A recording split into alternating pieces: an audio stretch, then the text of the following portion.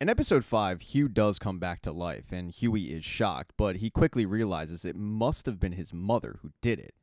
And he looks at her and says, What the hell did you do? Because Huey had accepted the fact that his father was going to die.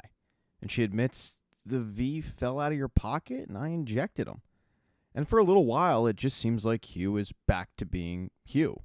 He's a little surprised that he's in the hospital. He doesn't remember getting sick at all, but it seems like Hugh is back. That is, until it doesn't.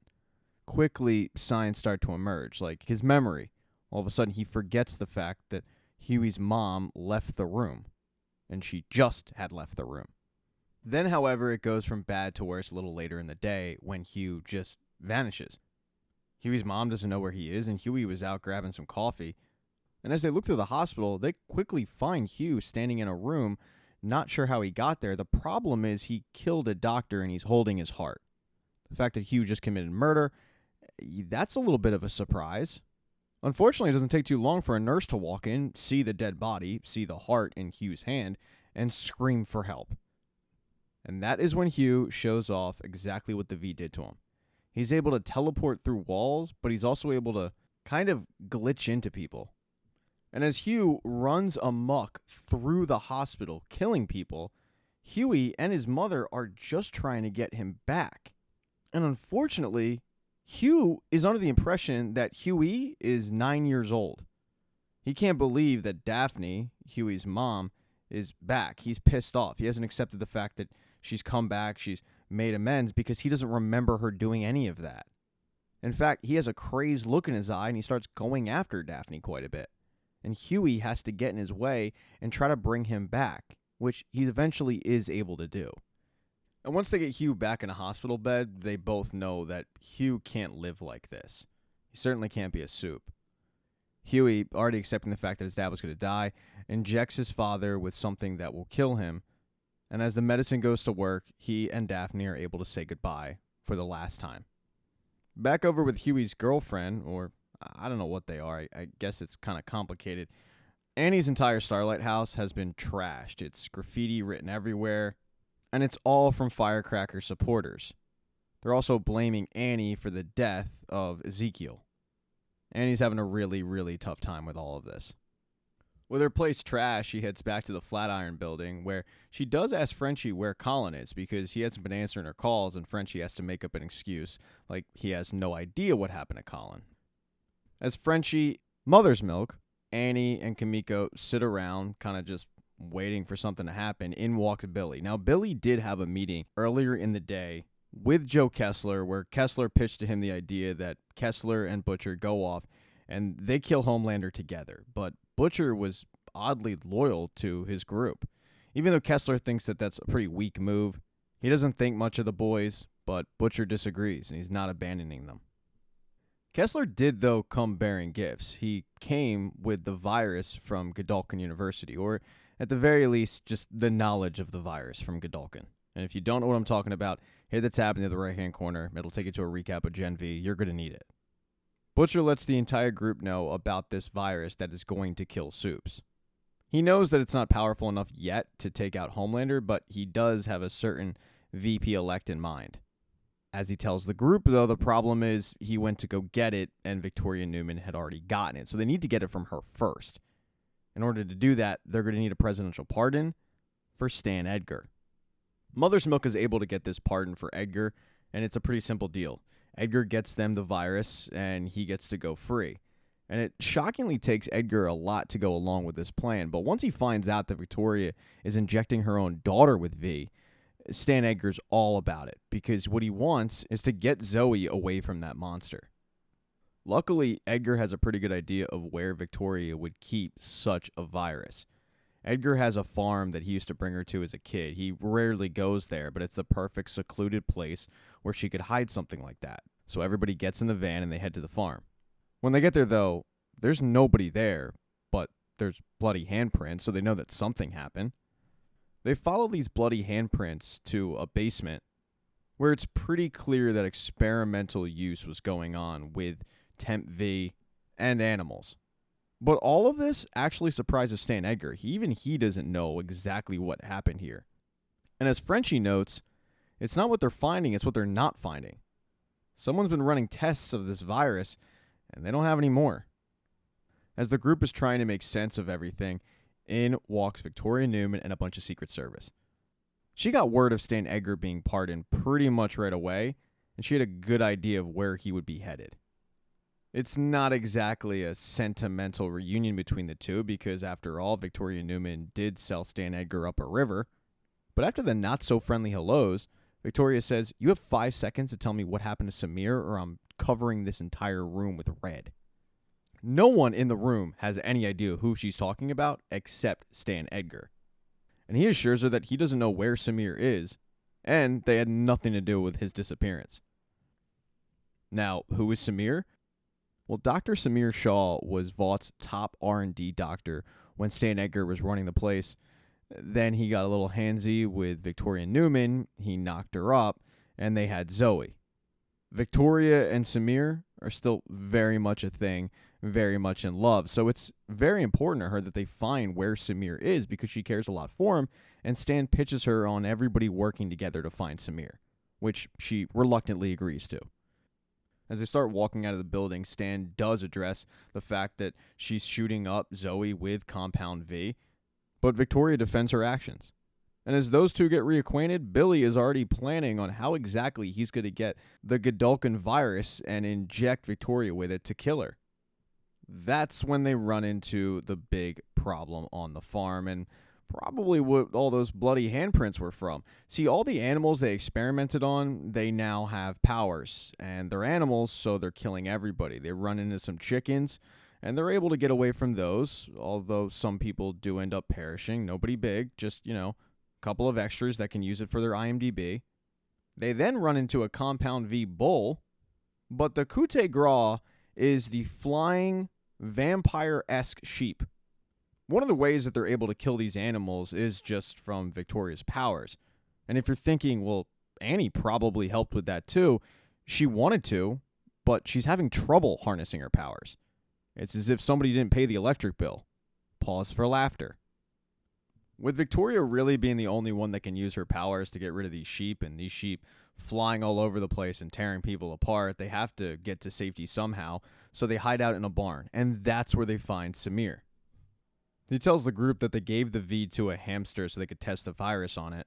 The hamster got loose, it trashed the lab, and it knocked over some V that leaked into the groundwater. Then it just contaminated all of the animals. The virus is pretty much gone, except for one dose that he has on him. Everybody kind of goes back and forth on whether or not to use the virus now or to save it because of its value. But eventually they all agree that they need to inject a dead body with the virus, throw it outside, let these sheep eat it, and then eventually they all just die off. Unfortunately, while they're waiting for the virus to take effect, some sheep do end up getting into the barn, and it forces everybody to flee. Everybody's running for their lives, chaos is ensuing, but before any real damage can get done, all the sheep die off from the Godolphin virus. Once the group starts looking around to see who ended up making it, Victoria notices that there's one absent person. It's Samir. The Federal Bureau of Super Activities gets called. They take Stan Edgar away back to prison because he didn't do his end of the bargain. And they start combing the farm for Samir, but all they find is his leg. This is pretty devastating to Victoria. She thinks she just lost the one guy that she really, truly loved. And also, the guy who raised her is going back to prison. She can't be losing everybody that she cares about, even though she did kind of betray Stan Edgar. So what she ends up doing is popping the head of the driver from Stan Edgar's van and freeing him. But it's pretty clear by her face that she's not doing this as the president-elect. She's doing this as a daughter who needs a dad. There's great news, though. Samir isn't dead. No. Billy has him. He cut off the leg as a diversion, but he needs Samir, because he needs Samir to make more of the Godolphin virus. But Frenchie won't be a part of this group, because when they get back to the city, Frenchie goes to the police station and he turns himself in as a murderer. He can't deal with what he has done anymore. He needs to pay for it. And then finally, with the members of the Seven, they're at the big Vought Expo. It's where Vought unveils their plans for movies, TV shows. Fans get to interact with their favorite superheroes. And while to the public it's cool, behind the scenes, it's a giant pissing contest. Homelander's still reeling from the fact that he killed everybody except Barbara back at the lab. So he doesn't want to be there. And A-Train doesn't want to be there because it's obvious that Sister Sage thinks he was the one who stole the footage.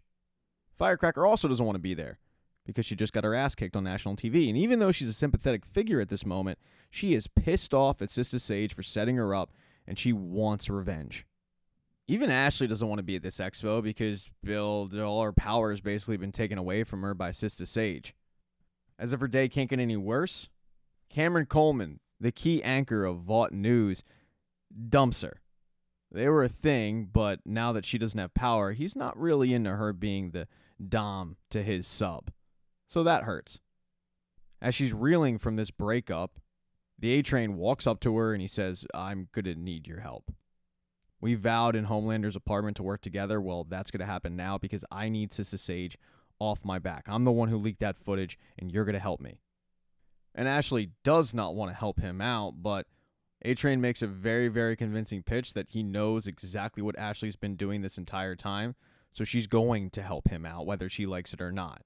For Ryan, however, this is his first Vought Expo, and they're going to unveil his new TV show. Of course, it's directed by Vaught's head director, Adam Bork, and as per usual, Adam is creeping out some poor production assistant. After Adam pitches Ryan on the show and the plan for the big unveil, the thing is, Ryan hates this idea, and Homelander gives him the free rein to say as much. And even though Adam really wants to unveil this project and he tries to convince Ryan and Homelander that this is a good idea, Ryan sticks to his guns. And when Homelander gets Ryan alone, he tells him, "I really, really like the fact that you did that because I had been suppressed for so long. But no, me and you, we're too powerful for that. We're not slaves anymore. We're going to speak our mind. If you don't like something, say it." As the expo continues to go on, Ryan and Homelander continue to talk and bond. Homelander asks Ryan what he actually wants to do, and he says, "I want to save people, not the fake saves, but the real ones." And that's when Homelander looks across the room and sees that poor production assistant that Adam has been hitting on this entire time, and he calls her over. He says, "Hey, is that guy making you uncomfortable?" And she admits, yeah, he is. So Ryan says, "Adam, you need to apologize to her." But Ryan doesn't accept Adam's apology, and a directive becomes demoralizing real quick as Ryan shows off his power over Adam, telling him to get on his knees and beg for forgiveness. All of this culminates with Ryan telling the woman to slap the hell out of Adam, which she does repeatedly, over and over again. It's probably cathartic. This expo even has Kate and Sam, the Guardians of Godalkin, show up. But once everything wraps up, Homelander grabs all the soups and the top of Vought Tower and he gives them a speech. He tells the group that they have to save America, they have to save the world for their kids. He's talking to them because he wants them to do their part. And he knows it's not going to be easy. They're going to have to do some terrible things, some violent things. But all of it will be for the greater good. They need to accept the fact that if they go along with this, they're not going to be beloved celebrities. They're going to be wrathful gods. He wraps it up by saying, "When the time comes, will you answer the call?" And Sam asks, "How are we going to know when the call comes?" But Homelander says, "Trust me, you'll know." Kate then pipes up by telling Homelander, "Anything you need, we got you." And Homelander says, "Good, because we recently found out who had the leak of Vought Tower with the security camera footage." This gets A-Train really nervous, but the person they assume was the leak was Cameron Cole, because Ashley had grabbed his phone as a revenge and put texts to Mother's Milk in there, making it look like Cameron Cole was the one tipping him off. And unfortunately for Cameron, everyone believes it, and they beat the ever-loving crap out of him, probably killing him. I'd assume they killed him. Thank you so much for checking out this recap. Please consider subscribing to the channel and subscribing to my Patreon. Hit thumbs up if you liked it. Smash that thumbs down button if you thought it sucked. If you left a comment, I don't get back to you. I usually don't check the comments unless they're like a super comment. Also, if you don't see the next video up on the end screen, not to worry. It'll be up in a day or two.